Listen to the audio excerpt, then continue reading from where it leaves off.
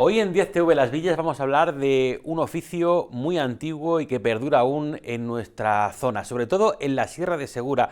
Es el pastor que se dedica a la trashumancia y en torno a esto, bueno, pues se escribe mucho, se fotografía mucho y se graba mucho, pero además también se sacan de vez en cuando protagonistas, como es el caso de lo que hizo hace muy poco tiempo, unos 3 años, nuestro amigo Mariano Ojeda.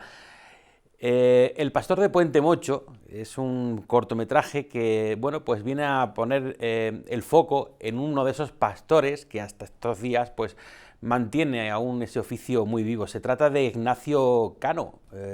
Mariano, ¿qué tal? Muy buenas. Hola, muy buenas. La historia de Ignacio, contada en pocos minutos, 8 creo que son los que dura ese cortometraje. Y un cortometraje o una historia o una vida que ha recorrido prácticamente todo el mundo en varios festivales, poniéndole luz a ese oficio tan duro, pero que aún perdura pese a lo que es eso, dedicarse al pastoreo y más hacer la trashumancia, que es lo más complicado de ser pastor, ¿no? Sí, sí. La verdad es que, bueno, estoy muy contento del cortometraje. Sobre todo por la figura de Ignacio. Ignacio siempre ha sido un amigo de la familia, hace poco falleció y tengo por lo menos esa cosa de siempre quería grabarle, quería entrevistarlo y bueno, lo vas dejando hasta que al final, hace 3 años, en un momento determinado, me junté con el equipo, ¿no? y nos lo llevamos a Puente Mocho. De allí, pues, que es uno de sus sitios favoritos, era uno de sus sitios favoritos. ¿El de dónde era? Él es como dice el documental, él nació en Cabezagorda, que el término de pues, lo alto, en la sierra, eso pertenece a Segura de la Sierra, y luego estuvo haciendo la trashumancia y luego se quedó ya definitivamente en Campo Redondo. Ajá. Lo interesante de la historia de Ignacio, aparte de su humanidad, ¿no?, y de su manera muy dicharachera de contar las cosas, era que en Campo Redondo tenía allí con sus ovejas, entonces tenía sus naves y su casa. Campo Redondo es se quedó muy cerca de Puente Mocho. Exacto, es el Ecuador de la trashumancia. Entonces mucha gente, muchos pastores, llamaban a Ignacio, que vamos a llegar tal día. Ignacio les dejaba sus corrales, Ignacio les dejaba allí su casa, porque tenía ahí para que durmieran ahí en la cochera. Que hizo como los peregrinos que se quedan en un albergue del camino. Cierto. Haces el camino, te gusta, te quedas, incluso pones al servicio una casa de los que hacen el camino. Sí. Entonces era la historia. Entonces esa gente no tenía sitio porque tenían que dormir a la intemperie, entonces Ignacio le ofrecía eso, lumbre y bueno, y sobre todo pasar un buen rato y descansar, el poder lavarse, el poder ducharse, el poder abrigarse, el poder estar no pasar frío ni mojarse. Eso no tenía precio y sobre todo luego era ese rato que echaban ellos hablando de las ovejas y de la vida en el campo como era en ese momento y como era antes, ¿no? ¿Qué objetivo te marcaste a la hora de hacer este corto? Bueno, pues esto es una cosa muy... al principio la idea no estaba muy clara, fue evolucionando y la culpa la tuvo una periodista. Ajá. Es una cosa muy graciosa porque luego se lo comenté y no se acordaba ella, claro. Una periodista del diario El Mundo nos llamó por el tema de la plataforma de Puente Mocho y empezamos a hablar del Puente Mocho. Estamos hablando de 2009, 2010, cuando empezamos con esas reivindicaciones. Ajá. Y yo le comenté, ya cuando se supone que yo creía que había terminado la entrevista, pues ya, que es cuando los periodistas aprovecháis, ¿no?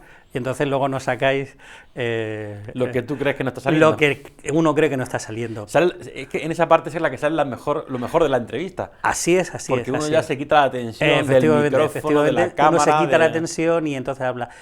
Entonces esta Almudena Ortuño se llama, que ya no sé por dónde estará, antes estaba en el diario El Mundo. Entonces me preguntó qué tal, y bueno, yo le dije que mi idea sería continuar con lo de reivindicando la figura de la trashumancia, ¿no?, y hacer un documental sobre la trashumancia. En principio era así. Bueno, para mi sorpresa fue que al final de la primera parte de Puente Mocho apenas habló nada y sí que habló que se iba a grabar un documental sobre la trashumancia de Puente Mocho. Y yo dije, y todo el mundo empezó a decirme, Mariano, no sabía que iba a hacer una película. Y digo, ni yo tampoco. A partir de ahí empecé a hacer un seguimiento lo que tenía claro es que tenía que ser Puente Mocho. A mí Puente Mocho tenía esa fuerza visual, ¿no?, y plástica. Es un puente, el río, por ejemplo, por las mañanas, pues mientras estás que se te va a helar el moco, literalmente, del frío que hace, la humedad, estás esperando que sientes cómo llega, escuchas el sonido de los cencerros, ya vas poniendo todo la cámara en marcha y entonces se pueden hacer unas grabaciones muy bonitas. Empezamos a hacer grabaciones un poco lo que yo quería hacer como un homenaje a la transhumancia y al puente, ¿no? Lo que significaba. Pero lógicamente pues ahí hablando con Ignacio pues me contaba que a él le encantaba el Puente Mocho, me fui con él alguna vez a verlo, en otras coincidí y luego siempre todo el mundo acababa en su casa. Así que al final pues ya teníamos... pasó de ser un reportaje sobre el Puente Mocho de la transhumancia... Al final a ser un reportaje sobre Ignacio. Sobre Ignacio, ¿no? Sí. Y luego es que él... Y fíjate lo que son las cosas, al principio cuando empezamos la entrevista, él estaba pues muy serio, porque claro, no sabía, era la primera vez en su vida que lo entrevistaban, y entonces todas las preguntas que yo le hacía, él respondía de manera muy mecánica. Y bueno, pues al final digo, bueno, pues algo saldrá de aquí. Pero ya digamos que relajadamente, pues ya empecé a preguntarle, porque claro, él conocía a mi padre y empezamos a hablar, y entonces ahí... Ya se le olvidó que estabais grabando. A él se le olvidó, y aparte se le iluminaban los ojos cuando empezaba a contar cosas de antes, y ahí me decía, pues tu padre, esto, lo otro, entonces ya fue una conversación. Por eso, de ahí que el Marco, que fue el que lo editó, dice, es que esto no es un cortometraje, esto es una conversación tuya con Ignacio, y que la hacemos pública. Yo, pues es verdad. Entonces ya él estaba más relajado y a partir de ahí tiramos. O sea que... Te rodeaste de un equipo bastante completo. Sí, porque ahí... Bueno, Ignacio es el protagonista. Ignacio es el protagonista, sí. Tú estabas a modo de entrevistador. Sí, ¿no? Sí, a modo de entrevistador. Preguntando. Claro. Pero luego tienes... Bueno, en la edición participó Marco Potiomkin, que es su apodo. Marco Potiomkin es un nombre artístico por el acorazado, por la película de 1920 y algo, de Albert Einstein ruso, que era el acorazado, porque aquí era el acorazado Potemkin. ¿Que Marco es de por aquí? Sí, Marco es de Aragón. Es de Aragonés, amigo mío, director de documentales, y es el que hizo el montaje final. Con las cámaras, aparte de tú, estaba también David Heredia. David Heredia, que también es un realizador, director de cortometrajes y de audiovisuales de Beas de Segura. Apoyando las cámaras Pedro Antonio Pérez, que en este caso lo que manejaba era un dron para esas... Pedro Antonio Pérez es de Villanueva. De Villanueva, arzobispo. Y Pedro Antonio él no conocía el puente, sí había conocido el puente, pero no había visto nunca la transhumancia y se quedó alucinado del sitio. Claro, es que sí, espectacular es la transhumancia a pie de... O sea, a pie de... Sí. En el suelo, vamos. Sí, verlo era... Delante. Sí. Verlo en imágenes aéreas. Sí, aparte... Hay una cosa muy bonita porque, claro, él decía que era un rebaño de 3.000 ovejas. Entonces eso es impresionante ver pasarlas de manera ordenada, porque la gente dice que el Puente Mocho, cualquiera dice, pero si no se caen, digo, no, las ovejas son más inteligentes que nosotros. Seguramente si nosotros, 3.000 personas tienen que pasar por Puente Mocho, algún ovejo se caería humano. A Pedro Antonio supongo que lo preparaste antes, porque si nunca había visto la transhumancia, eso hay una toma, es decir... Yo le comenté qué es lo que tenía que grabar, qué planos tenía que hacer, porque yo lo tenía en la cabeza. Pues mira, tienes que hacer aquí tienes que seguir mientras van las ovejas por el río, que ya por el carril, por el camino, van subiendo y el río va para abajo, pues esa imagen de ese paralelismo, ¿no? Como dos fuerzas de la naturaleza, el río bravo, porque en esa zona el río está muy fuerte, muy bravo, hay unos saltos, unos rápidos, está muy bonito, es como el Serengeti, ¿no? Yo siempre digo que estamos acostumbrados a ver a los ñus cómo cruzan las aguas del Serengeti y a las aguas del río en el Parque Nacional del Serengeti, y no estamos acostumbrados a ver, ahora sí estamos acostumbrados a cada vez ver más la transhumancia, pero no, entonces no. Y luego, claro, pues le vas diciendo, pues ahora pásate por debajo del arco del puente, ahora sube hacia arriba para hacer una toma cenital, o sea, le vas contando un poco a él, pero para que... Eso es muy rápido, porque el rebaño, ¿cuánto tarda en pasar 3.000 ovejas? Vale, por ese punto? El rebaño, si no se para a beber agua, lo tengo cronometrado de este año. 8 minutos y medio. Hay 8 minutos para hacer todas las tomas posibles. Pero, sin embargo, tuvimos esa suerte porque fue por la tarde. Entonces, por la tarde, hacía muy buena tarde, un sol precioso, y entonces las ovejas pararon en la isla que hay en el medio del puente, y entonces ahí estuvieron bebiendo agua. Entonces, digamos que fue un momento de relax, o sea, fue una media hora donde él ya probó, vio un poco, y entonces fuimos hablando y viendo con el tiempo.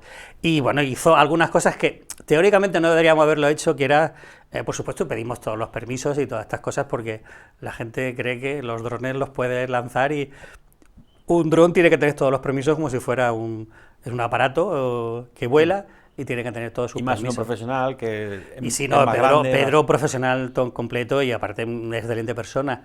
Entonces lo que hicimos fue arriesgarnos a hacer tomas bajas que podían molestar algo a las ovejas, ¿no?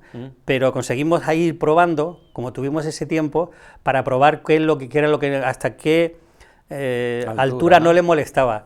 Y la verdad es que se consiguieron tomas muy, muy bonitas. Todo eso sale en el vídeo. Algunas sí salen en el vídeo. Ten en cuenta que, claro, no podíamos centrarlo. Sintoniza 10TV Las Villas en tu televisor. Canal 36 de la TDT. Búscanos.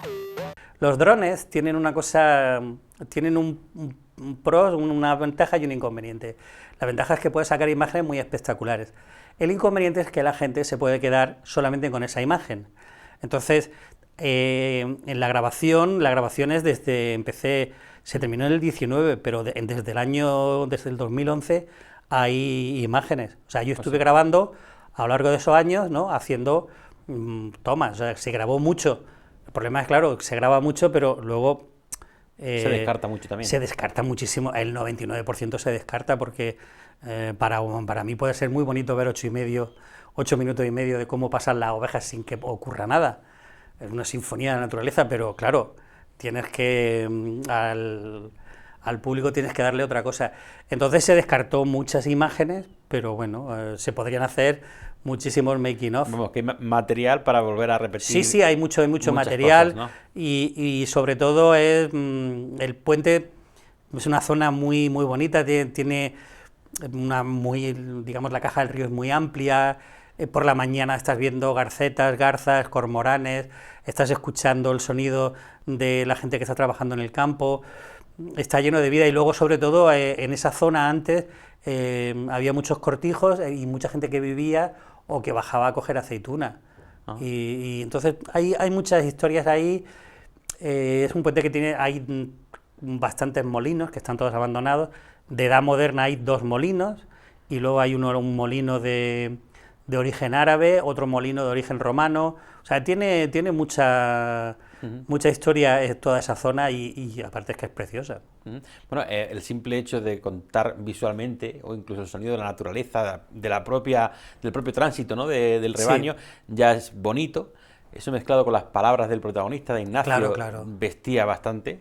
Sí, a él pero, bueno, No, que a él le encantaba contar cuando ponerse él a ver todos los rebaños. Decía que, él lo comenta varias veces en el corto, empezaba a ver un rebaño y cuando todavía el rebaño no había acabado de pasar por el puente, ya estaba casi en Campo Redondo. O sea, porque imagínate 3.000 ovejas pasar por el puente, es un espectáculo. Te decía, digo, sus palabras a tus preguntas, sus respuestas, ¿no?, el sonido de las ovejas pasando. Sí.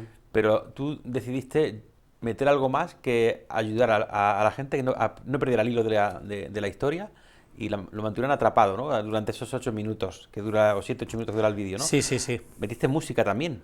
Sí, metimos música. Expresamente para esto. Sí, fue el amigo Pepe Mayoralas y Javier, que es profesor de música, Juan, Javier Ramírez. Le llamamos, sí, Javier Rodríguez, alias Juan, que es profesor de música. Y entonces, bueno, pues como esta gente tiene un músico, le dices, tócame algo, y hace... Y se ponen. Y ya está. Entonces queríamos algo, ahí me lo pedía Marco, a la hora de hacer el montaje, el montador te dice, quiero esto y esto. Me dice, Mariano, quiero un sonido de cajón. Aparte que dice, quiero sonido flamenco. Yo estaba muy, fíjate, por poner algo más folk, como, no sé, me dio a mí como que sonaran flautas o algo así, como música más celta, más folk. Y él me dice, vamos a ver, Mariano, está en Andalucía. Él es de Aragón, vive en Alicante, y dice, si estamos en Andalucía tiene que sonar flamenco. Y yo, vale, de acuerdo. O sea, que siempre estas cosas del cine son cosas colectivas. Uno dice, eso lo ha dirigido fulanito. No, pero tiene que haber un equipo, porque cada uno, el que está grabando, pues sabe cómo tiene que ser el sonido, el otro cómo tiene que ser la imagen. Yo, por ejemplo, grabé muchas cosas, pero yo no soy... Lo mío era un refuerzo, que luego no sirvieron. Pero claro, tiene que haber gente a tu lado que sepa. Y, por ejemplo, en la entrevista pues estaba David grabando, estaba José Heredia con el sonido, ¿no? Yo estaba entrevistando, digamos que ya éramos un equipo, o sea, entonces yo podía estar relajado preguntándole a Ignacio. Si tengo que ir yo con la cámara, pues ya no es lo mismo, Claro. ya queda una cosa de otra manera. O sea, que lo interesante de hacer un corto es el trabajo que haces con la gente. Y sobre todo el momento en que te pones, si te lo piensas, no lo haces. O sea, yo... ¿Fue difícil convencer a Ignacio de hacer esto? En principio le daba algo así, pero luego sí, sin problema. O sea, no era porque, sino, no por contar el cosas, sino porque la gente que no está acostumbrada dice, ¿y yo qué cuento, no? ¿Qué cuento yo? ¿Qué digo? Cuando una persona... ¿Y qué me vas a preguntar, no? Claro, pero sobre todo, no, claro, no son... a todo el mundo que nos pregunten sobre nuestra vida, dice, pues si mi vida es normal, pero toda la vida, todas las vidas son interesantes si sabes darle ese enfoque. Entonces cualquier persona que empieza a contar una historia de su vida y dice, pues esto es mi vida, y dices, bueno, pero es lo interesante, ¿no? ¿Ha tenido Ignacio relevo generacional al frente del rebaño? Bueno, no ha tenido el relevo generacional al frente del rebaño, lo que pasa es que sus hijos son amantes de la naturaleza totales y bueno, todavía tienen por allí algunas ovejas, tienen ganado, vacas, y vacas de estas bravas, caballos. ¿Ah, sí? O sea que la naturaleza está presente en ellos. Y de hecho, cuando la gente, todavía los pastores pasan, pues siguen acogiéndolos. O sea que... Supongo que para la familia, los hijos, el tener este documento que vamos a ver ahora después, Sí. habrá sido algo muy especial porque, bueno, al poco tiempo, como has dicho, bueno, Ignacio se fue, ¿no? Sí. Bueno, la cosa más, claro, lógicamente, emocionante para todo el mundo que lo conoció. Cuando presentamos el corto en Santiago de la Espada, pues mucha gente lo conocía y bueno, de hecho también salen algunos pastores, salen los Carlillos, sale el Cheli, que ya tampoco está con nosotros. Es interesante ver a gente reconocida y sobre todo el que más le hizo ilusión fue uno de sus nietos, que proyectaron, le dijo, señor, que mi abuelo sale en una película, podemos verla en el cole, y la vieron en su escuela, en su y pues el nieto contentísimo de ver a su abuelo en una película. Bueno, de hecho en Santiago de la Espada ganaste el premio al mejor corto Sí, de provincial. nuestra tierra, provincial, Sí, sí. del Galapán Film Festival, del Aparte año que 2019 creo que fue, ¿no? Del 20, el O 20, o fue el del año de la 20. pandemia. El 20, es verdad. Sí, aparte fue una cosa muy entrañable porque fue el premio del público. Al mismo tiempo la gente votó y, no sé, a mí me emocionó mucho. Lo bueno es que como estábamos con mascarilla no se me veía, pero a mí me emocionó mucho porque era en la zona, era digamos en Santiago Pontones, Santiago de la Espada, la cuna de la transhumancia aquí en la sierra, con gente había gente de foráneos, pero también había gente de ahí. Entonces era una manera de que la gente valorase algo que se había hecho, algo de la tierra. Eso es muy bonito, vamos, precioso. La primera, fíjate lo curioso de estas cosas de los cortometrajes. Yo lo presenté a un festival de naturaleza en Madrid, en la Sierra de Guadarrama, en el Parque Nacional, y es el Festival del Valle de la Fuenfría, es una cercedilla, es una zona muy activa culturalmente, porque hay mucha gente de Madrid que tiene ahí una segunda residencia, pero se ha creado en esas zonas colectivos culturales muy importantes. Entonces, hacer un festival de naturaleza potentísimo. Y me dieron la mención de honor, y fue el primer festival al que me presenté. O sea, casi me dan el premio al ganador. Entonces, solamente dieron una mención de honor. Entonces, dije, esto es fácil. Y empecé a mandar a otros festivales sitios, ¿no? Y te van diciendo que no, porque es muy complicado. Porque si solamente se presentan 100 películas, tienen que escoger 5, porque no hay más tiempo. Claro. Entonces, que te seleccionen un festival ya es un premio.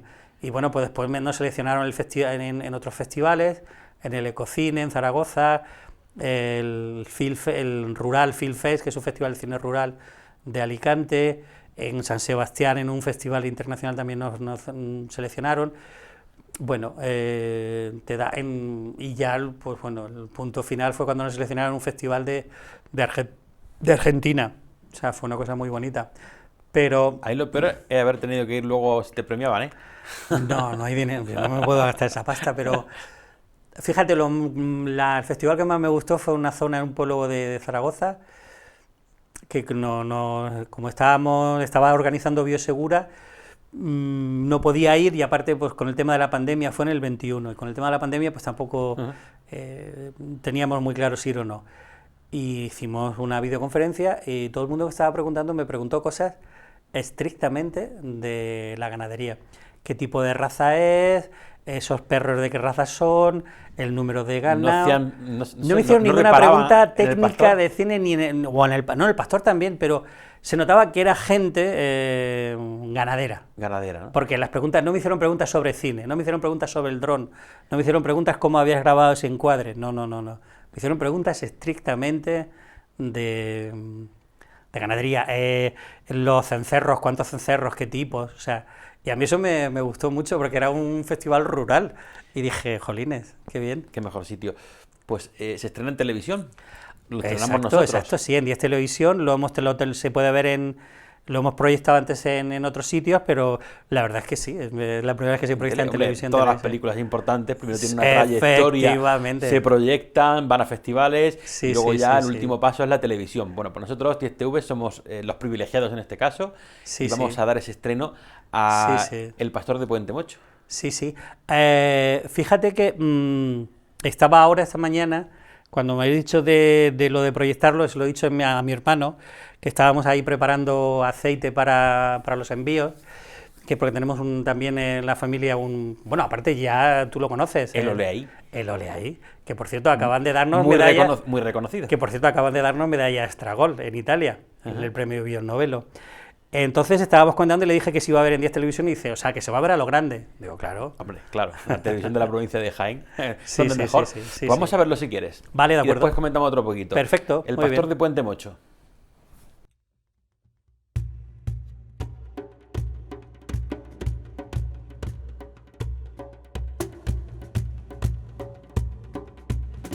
Hombre, ahora la vereda de ahora es cosa de señorito.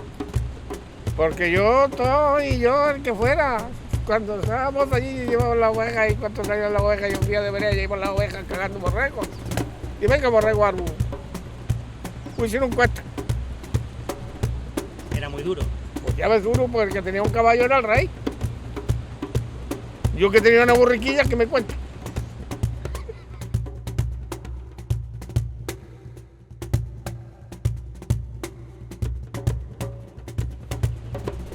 Yo nací en Cabeza Gorda. A mí me dio mi abuelo de mamar de una cabra. A mí me crió mi abuelo. Estuve sirviendo con doña María 2 años. Cuando tenía 17 me fui a pelar pino al Pirineo. Y me venía, y como me gustaban los animales, dije a mi padre que me comprara 30 ovejas. Y en mi casa no se han terminado los animales. He estado 10 años haciendo la vereda del Puente Mocho. Yo subí ahí por la cuesta de los Pozos con mi burra, a montar mi burra. Desde aquí del Conicabral íbamos a Santisteban a dormir, a lo del Sordo. Desde allí íbamos a la carnicera. Desde la carnicera íbamos a la cacería de Don Bernardo. ¿Cuando llovía? Cuando llovía de tela, que entonces cuando llovía de tela. Ahora les da igual. Cada corchazo que llevan los ganaderos que la virgen. Yo dormí muchas noches con el traje de agua puesto, lloviendo. Muchas. Que se cargaban las cachucas aquellas de barro y cuando llegaba aquella noche tenían los pies, cuando te las quitabas muertos. ¿Llevabais mastines? ¿Llevabais perros para guardar el ganado? No, yo llevaba mi carea.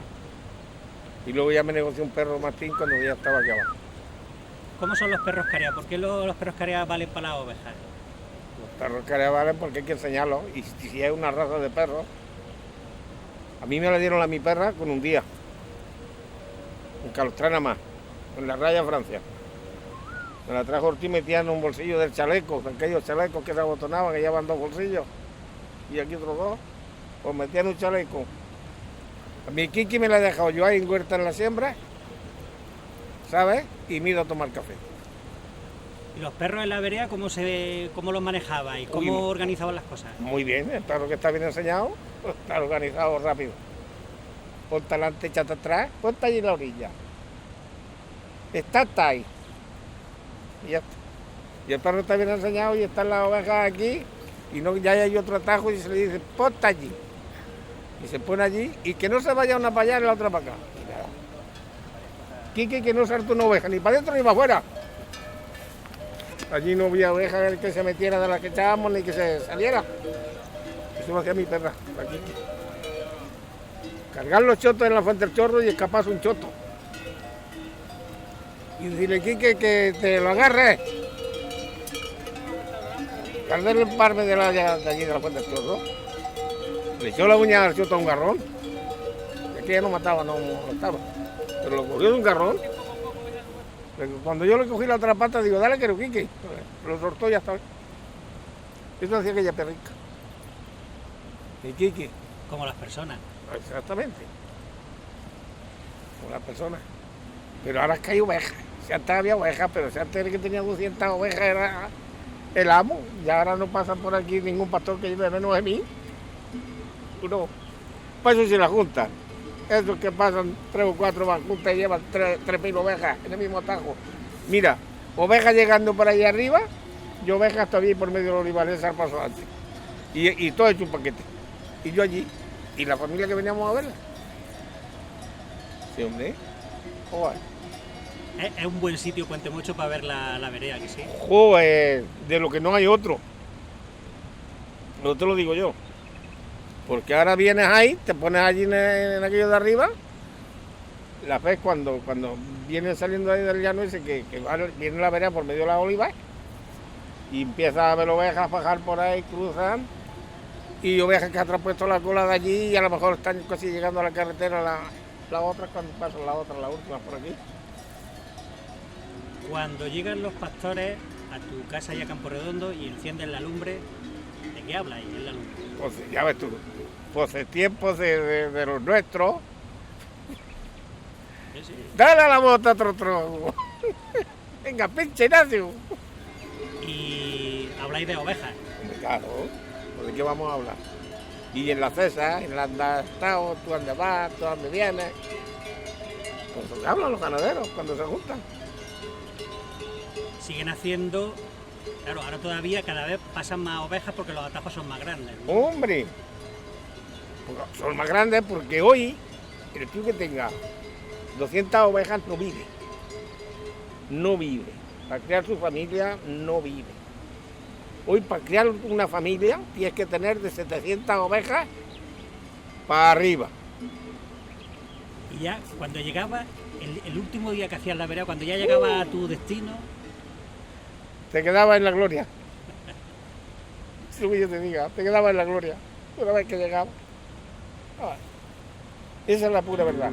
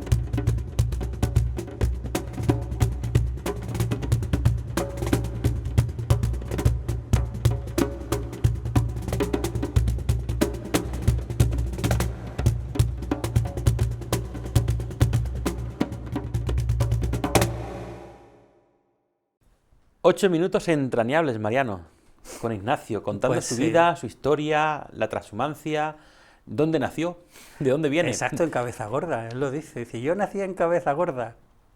Qué bonito. En Cabeza Gorda y su mujer de la Hoya del Cambrón. O sea, de la zona de la Alta Sierra. Tú de no la Alta buscabas dar tanto protagonismo, como me decías antes al principio, a Ignacio, pero al final es lo que conseguiste. Y cuando ya sabías lo que querías al final, después de rodar, ¿era el resultado que ya te habías marcado como objetivo? Sí, sí, sí, porque aparte íbamos a darle, luego le dimos un premio o sea, en representaciones, le dimos el premio de Biosegura a la transhumancia, al oficio, y el representante que creíamos que era indispensable era Ignacio, el que tenía que ir a recogerlo. Con lo cual, en un principio dijimos, vamos a hacerle un homenaje a él. Y por un lado estaba la historia que le habíamos grabado, que podía ser una historia aparte, una película, y luego estaba ese pequeño homenaje, pues hacer como una intro, 1 minuto, para darle pie a que él recibiera el premio. Pero cuando nos pusimos a trabajar dijimos, no, es que el tiempo, la película que vayamos a hacer va a ser la presentación de él. O sea que en el proceso siempre van saliendo elementos que hacen que cambies la dirección. Igual eso es lo interesante y lo enriquecedor de hacer un corto. Empiezas con una idea, lo mismo que cualquier cosa, o alguien que escribe un libro o alguien que empieza un programa, ¿no? Pues empiezas con una idea, pero al final el proceso de venir de la historia te lleva a otro sitio y dices, pues como por ejemplo la elección de hacerlo en blanco y negro o en color, también es otra decisión, que había gente que decía, pero pues hay gente que decía que con estos paisajes tan impresionantes del río y todo, ¿por qué no se hacía en color, ¿no?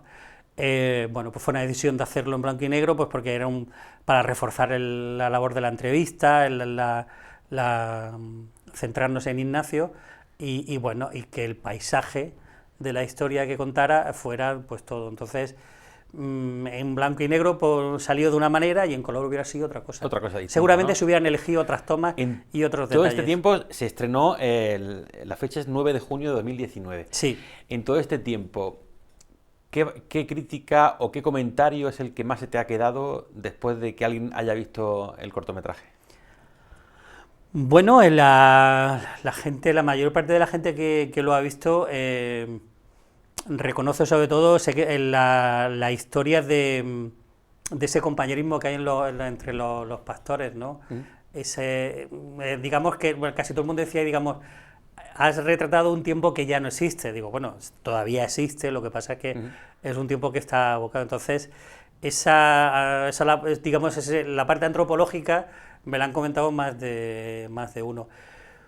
Y sobre todo la humanidad de Ignacio, ¿no? El cómo los chascarrillos, la gente decía, hay que ver cómo se le iluminan los ojos.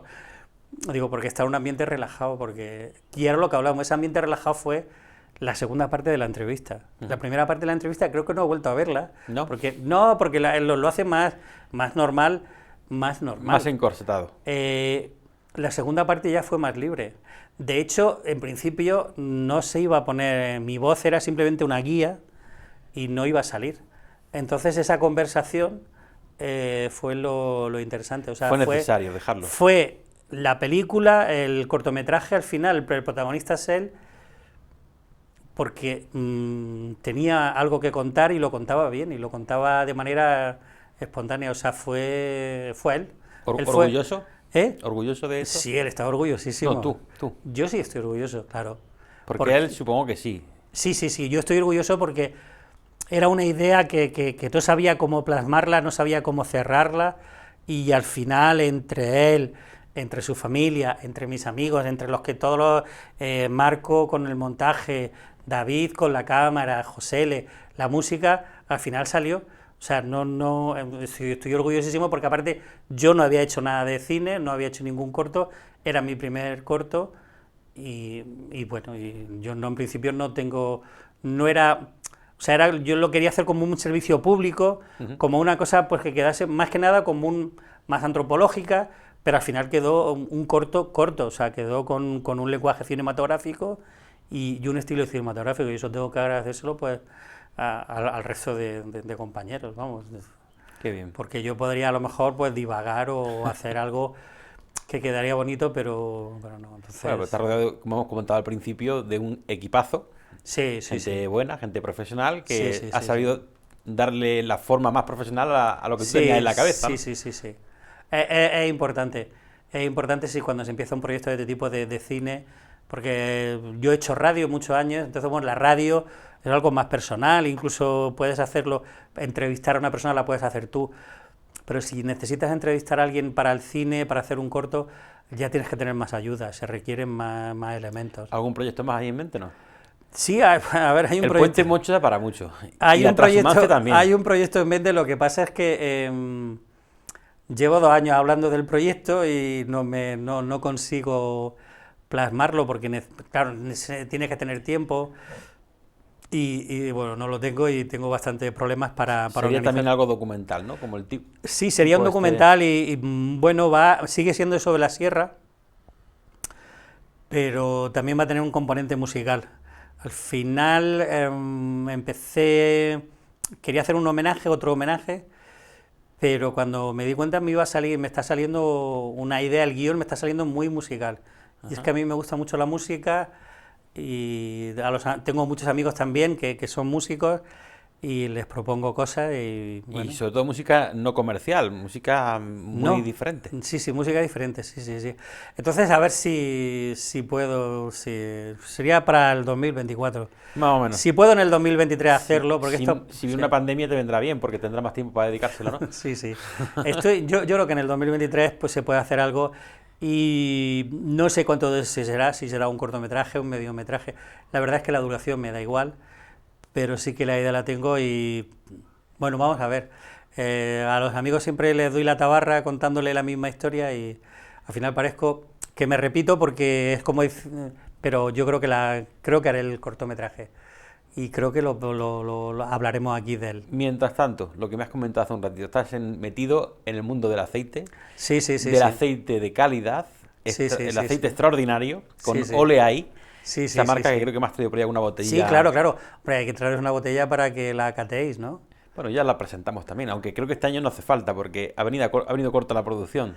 Ha venido corta, lamentablemente. Ha venido corta. Este año ha sido pues un acto de fe, porque hicimos lo que, pues bastante menos, la tercera parte de lo que hicimos el año pasado, y gracias.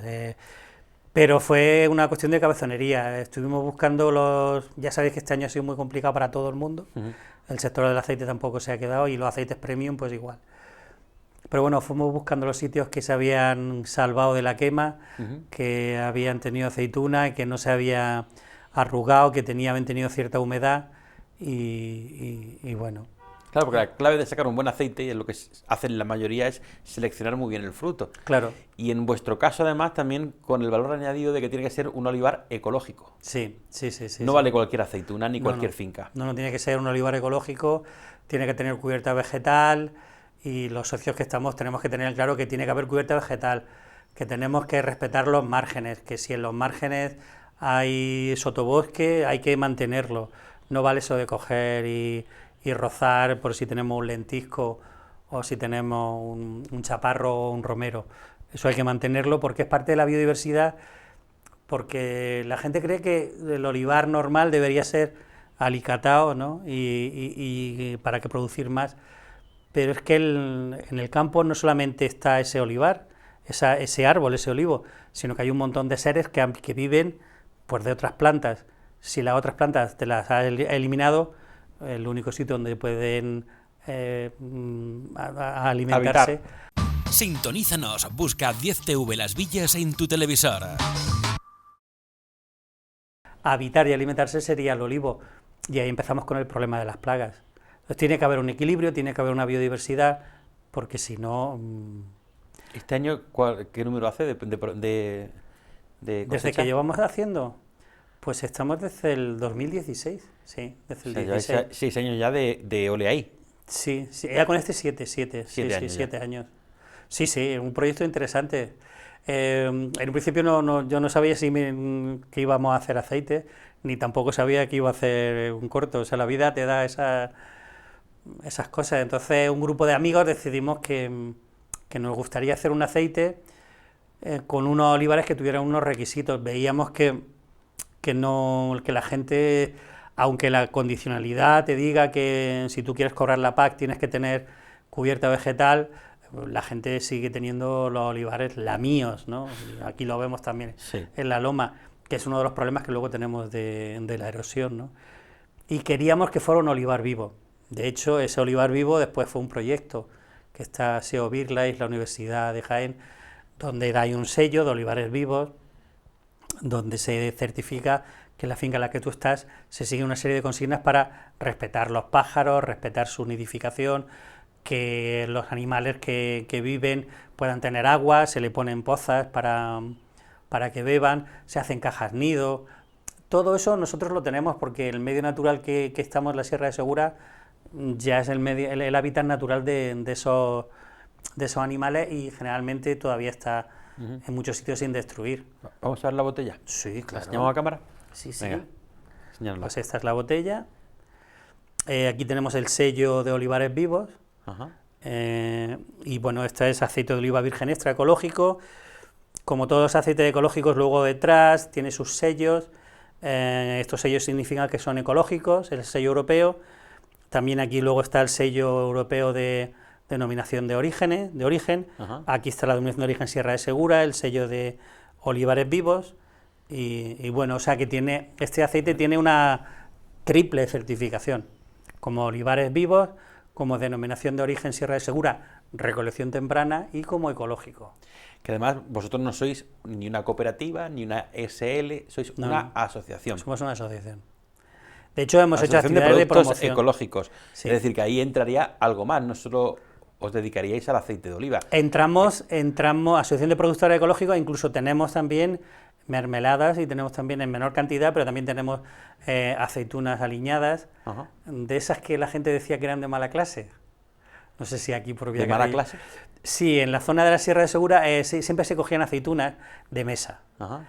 Que esas aceitunas luego se llamaban de mala clase porque no eran aceitunas que fueran muy buenas para la recolección y para hacer aceite.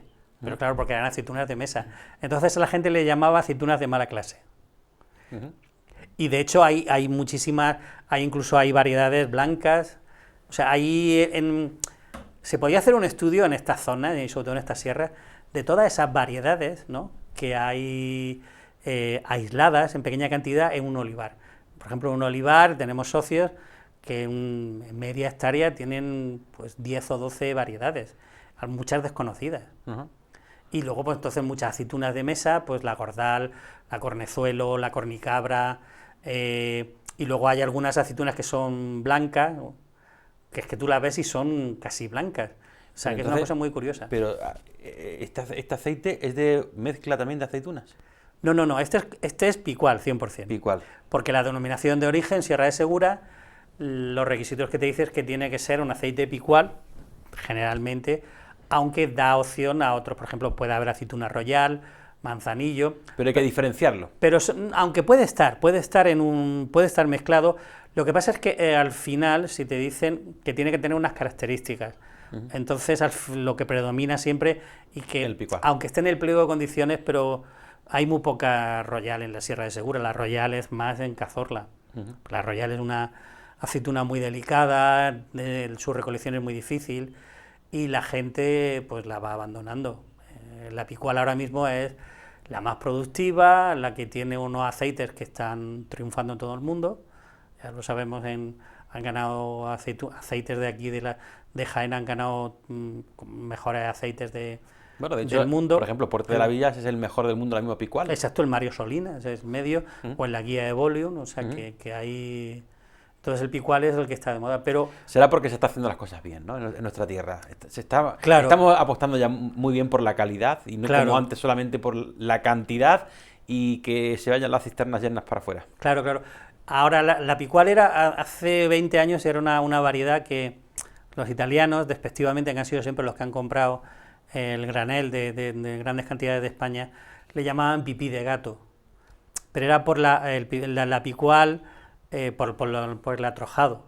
Entonces antes tradicionalmente lo que se hacía hace 30 años era acumular la aceituna en el patio Me acuerdo yo de aquello, de la de almazara. las montañas de aceituna, que llegaba el mes de marzo y abril y tenían montañas de aceituna en los patios con un olor ya a jamila. Claro, entonces eran aceites Que ya volcaba, lampantes, ¿no? Que luego iban a la industria para que se refinaran, ¿no? Y dejarlos sin aroma y sin sabor y sin nada, ¿no? Entonces esa variedad, que es la picual, que estaba tan menospreciada porque era una variedad que servía solamente para el granel, la gran producción, pues resulta que a principios de siglo, ¿no? Empieza a haber gente que la empieza a respetar y a cuidar, como era, por ejemplo, empezó la Sierra de Segura, Aceites Potosí, el aceite Fuenroble, ¿no? Que era de, y sigue siendo... Eran los pioneros. Fueron los pioneros que ganaron durante muchos años el mejor aceite la primera vez que un aceite de Jaén, la primera vez que un aceite picual y la primera vez que un aceite de la Sierra Segura fue mejor aceite de España, fue en esa época. Y se les tachaba de locos. Efectivamente. Coger tan pronto la aceituna. Sí, Eso coger no la estaba aceituna visto en nunca. octubre, bueno, sí. O sea, que fíjate qué cosas se hicieron. Luego, a partir de ahí, pues los centros de investigación, el Venta del Llano en Mengíbar, pues también empezó a hacer mucha investigación, en Córdoba también, el Centro de Investigación de Córdoba, de Cabra, y a partir de ahí también, y mucho espíritu privado y público, se crearon muchas almazaras, no solamente cooperativas. Una almazara tiene más libertad a la hora de hacer cosas locas, ¿no? Y ahora tenemos pues esta explosión y esta envidia mundial, porque todo el mundo dice, claro, es que con la picual no hay quien pueda competir. Eso es porque se ha hecho, como dices tú, se ha hecho muy bien. Vosotros habéis sido las últimas dos campañas, Sí. los vencedores, en los premios de la DEO Sierra de Segura, Sí, ¿no? Los premios Ardilla. Sí. 2 veces que no hemos presentado. Ahora ya este año no podemos Este año no, pero... porque no llegamos a la producción que exige el Consejo Regulador. Ajá. Nos hemos quedado con muy poca producción, entonces no Que podemos eso no quita presentar. que sea malo, porque simplemente nadie lo ha catado todavía dentro de ese panel de cata, Dentro ¿no? de ese panel de cata no, pero bueno, en Italia lo han catado y nos han dado una medalla, en el premio Biel Nobel, una medalla extra gold, como años anteriores. Entonces, siempre que nos hemos presentado a estos premios, hemos tenido la máxima distinción, que dice que tu aceite que está dentro de los parámetros más altos, de mayor calidad, y nos seguimos manteniendo. Que ojo, hay gente que ha empezado, que tienen sus fábricas para ellos, sus almazaras para ellos, su producción, que la pueden coger cuando quieran, y le han dado una medalla gold, de oro, o sea, extra gold, pero eso no quiere decir, son aceites buenísimos. La gente cree que hacer aceite verde es facilísimo, y no, es muy complicado, es complicadísimo. Y el consumidor ha pasado una época digamos, que asumía que tenía que tomar aceite rancio, ¿no? De un año tras año ya trabajado, y ahora, bueno, a veces sorprende un poco el consumidor se ha vuelto, la palabra sibarita puede tener varias connotaciones, pero sí que el consumidor ahora ya te pide, te dice en septiembre, me voy a esperar a octubre a que salga nuevo. A que salga nuevo, le dices, pero si esto es un picual, una estabilidad brutal, este aceite está buenísimo en noviembre y en septiembre y en cualquier época del año. Eso también hace que estemos muy encima, pendientes de la calidad, porque ya el consumidor no la pide. No, de hecho, hay establecimientos que en verano dejan de comprar ya aceite si queda todavía de la cosecha anterior. Yo me espero a que salga el nuevo, porque esto ya... Sí. A pesar de que, bueno, el temprano pues va perdiendo cualidades, pero todavía las mantiene cuando llega cierto, siendo un picual y estando bien conservado. De hecho, nosotros nos quedaba un resto del año pasado y se está vendiendo bien. El año pasado, porque sigue siendo consumidores que nos han dicho, hemos probado el nuevo y el viejo. Y no hay diferencia. Ahí sí se nota que hay unos tonos más maduros, pero sigue siendo un aceite espectacular. Dice, sí que el color, claro, por la clorofila. Claro, el color va perdiéndose. Pero claro, es normal que se pierda, porque la clorofila es algo muy volátil y encima es fotosensible. En el momento que le da algo de luz, se va degradando, y ya por su espacio. Pero es que nosotros no tenemos un aceite por la clorofila, sino por lo que tiene, por sus polifenoles, ¿no? Por su amargor, por su picor, por sus propiedades nutricionales y saludables, cardiovasculares, ya se puede decir. Antes no se podía decir que era bueno para... Que hay quien dice que esto tendrían que venderlo en las farmacias. Yo, de hecho, os lo he traído en una bolsa de farmacia. Ah, sí, lo he visto. Os lo he traído en una bolsa de farmacia porque quería hacer esa, y se podría vender en la farmacia. Fíjate qué cosa, cuando hace Bueno, 30 yo años de momento ya decían tengo que... aquí el mío, el Oleaí, Sí, sí, sí. cosecha temprana, 2022, y luego te digo cómo está. Vale, Mariano, perfecto. Y ya está. que muchas gracias por cedernos tu corto. Nada, para lo que necesitéis y cuando salga otro, pues ya... yo creo que... Aquí te esperamos. Creo, aparte ya una vez que estoy aquí ya hablando del próximo corto, pues ya te digo, en el 2024. 2024. Lo vamos a hacer así, Ponemos ya me fecha. voy... Pues mientras tanto, este corto que acabamos de ver hace un rato, lo vais a poder ver de nuevo otra vez aquí en 10 Televisión varias veces. No nos vamos a cansar de verlo y habrá gente que lo vea 1, 3 y 4 veces porque merece la pena. Espero que os guste y sobre todo, pues nada, yo me acuerdo mucho de Ignacio y seguro que donde esté estará contento de saber que su historia, su vida y la de los pastores siguen. Pues seguro que sí. Bueno, pues Muchas nada, gracias, Mariano. un placer. ¿Qué haces viendo el vídeo en el telefonillo? ¿Eh? Anda, huevo. Es que el telefonillo. No, sí. ¿A cuánto grabáis los vídeos? Hombre, Lo hemos dado a 1080. A Mínimo, 1080. Poco me parece. Están tío bregando para sacar buenos planos para que Claro. cojan el móvil. 8 horas aquí metido entre editar y Para que nos grabar. saquen el telefonillo. ¿Para qué? Pero ¿por qué no te pones ahí en el sofá viendo la tele allí? ¿En qué canal salimos, Pepe? Como me dijo uno, dice, en el 42 veo yo, digo, eso pero será el de tu tele. El 36. En el 36. 36. Pon el canal Pero 36. espérate, Claro. Dice, yo pongo el 36 y no sale. Mirando la antena chiclana. No tenemos Claro. antena aquí. Hay que poner la antena, el aparato que se pone en el tejado a chiclana. Como tú una llave inglesa, una grifa o algo, pon la tele en el sofá ahí, tomándote un cervezón, una... La tele que se ve a través de esa de Movistar, tampoco vale. ¿Por Movistar no salimos? No, ¿No? todavía no. ¿No? Poco a poco. No quieren que le hagamos sombra a las grandes teles. No sale las cosas del pueblo, las cosas del pueblo de al lado, las cosas que pasan. Eso no, aquí no salen. ¿En Movistar sale tu pueblo? No, No. bueno, cuando hay un suceso, algo malo. Pero ¿y lo bueno quién lo saca a nosotros? Exacto. Salseillo, ¿quién lo tiene? Cuando Nosotros. Paco se mata, ¿quién lo graba? ¿Quién? ¿Eh? ¿Ah? Cuando Paco se mata, ¿quién lo graba? El del pueblo. ¡Se ha matado Paco! Que ponga la tele en tu casa y déjate el telefonillo, que salimos muy chicos. Ni Sí. este, mira, esto. Ni este V en las villas. Esto. Sí, en la Quita, ¿para qué me da a mí? Para que se vea. Que no me toques. Que se vea esto. Y este V en las villas, arriba. Eso. Hala. Venga, hombre.